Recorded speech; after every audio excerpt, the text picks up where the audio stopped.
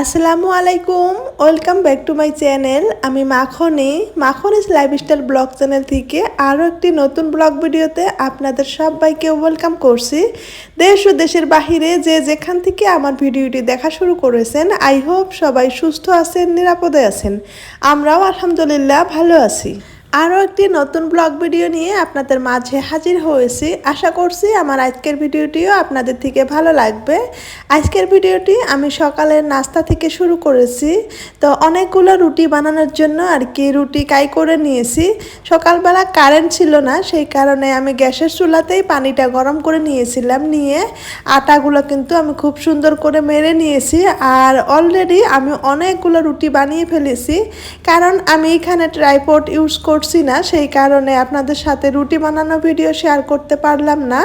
তো আমি রুটি বানাতে বানাতে এখান থেকে কিছু রুটি কিন্তু খাওয়া হয়ে গিয়েছে। এখানে রুটি বানাতে বানাতে 4টা রুটি অলরেডি ভেজে আমার শ্বশুর শাশুড়িকে দিয়ে দিয়েছি, ওরা চা দিয়ে খেয়ে নিয়েছে। আর বাকিগুলো কিন্তু এক এক করে আমি এখন ভেজে নিব। এই মুহূর্তে যারা আমার ভিডিওটি দেখা শুরু করেছেন, তো প্লিজ একটা লাইক দিয়ে ভিডিওটি কন্টিনিউ করবেন। আর যদি আমার চ্যানেলে আজ আপনি নতুন হয়ে থাকেন, আপনি চাইলে আমার চ্যানেলটি সাবস্ক্রাইব করে নিতে পারেন।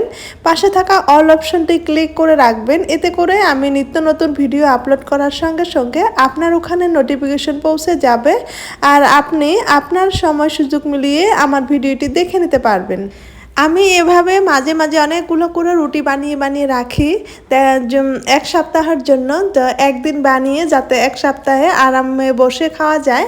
তো রুটি বানাতে বানাতে আপনাদের ভাইয়া আবার বলেছিল যে একটা আলু পরোটা বানাতে, তো আটার কাই দিয়েই আমি একটা আলু পরোটা বানিয়ে দিয়েছি।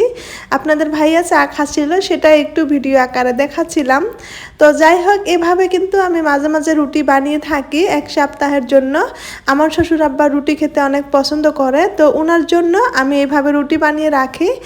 আর আমরা কিন্তু অন্যান্য কোনো জিনিস বানিয়ে খাই, অথবা কোনো সময় আর কি রুটিও খাই। এবার আবার বাড়িতে যাব, সেই কারণে অনেকগুলো রুটি বানিয়ে এভাবে ফ্রোজেন করে রেখে দিলাম, যাতে শ্বশুর আব্বাকে শাশুড়ি আর কি বাহির করে করে গরম করে করে দিতে পারে। তো রান্নাঘরের কাজ মোটামুটি গুছিয়ে নিয়ে তারপর আমি চলে এসেছি বেডরুমে।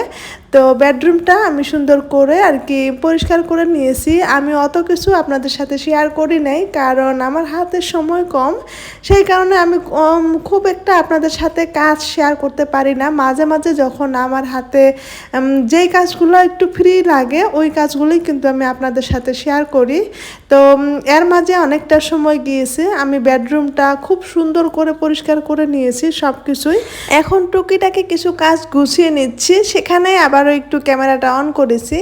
এখানে কিছু ছোট ছোট জিনিস ছিল, যা ক্লিপ, গার্ডার, এগুলো এই ধরনের কিছু জিনিস ছিল। এই জিনিসগুলো আমি এই বক্সে ভরিয়ে ভরিয়ে রাখলাম। তো রেখে এখানে আমার এই ক্যাবিনেটটা খালি ছিল, এই জিনিসগুলো ভাবলাম যে এখানেই রেখে দেই।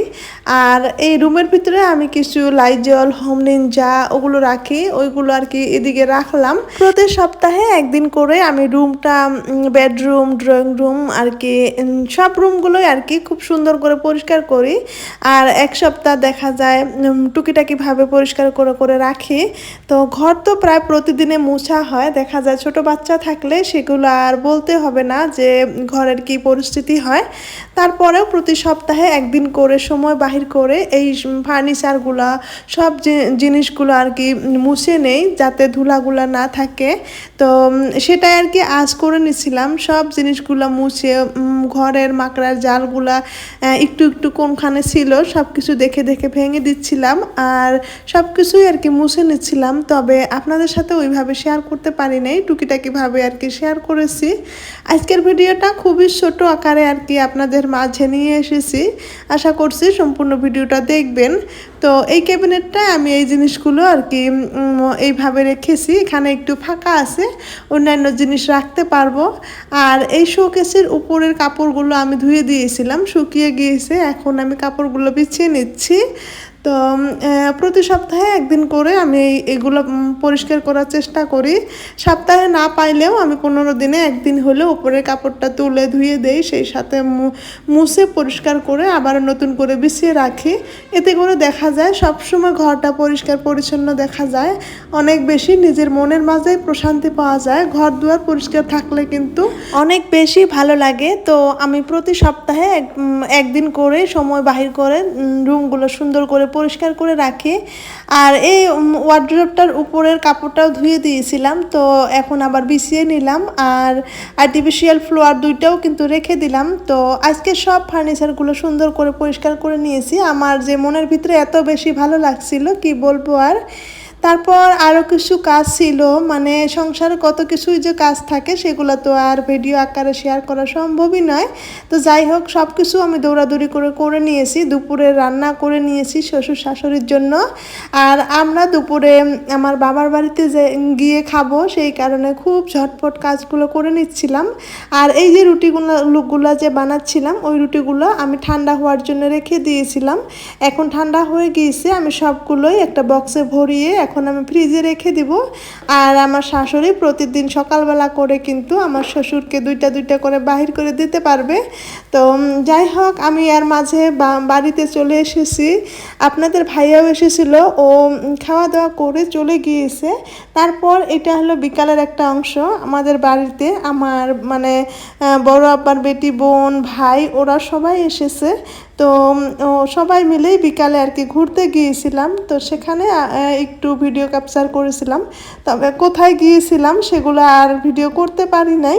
তো আজকের ভিডিও প্রায় শেষের পর্যায়ে চলে এসেছি। আমার নতুন বন্ধু, পুরানা বন্ধু সবাইকে অনেক অনেক ধন্যবাদ জানাচ্ছি।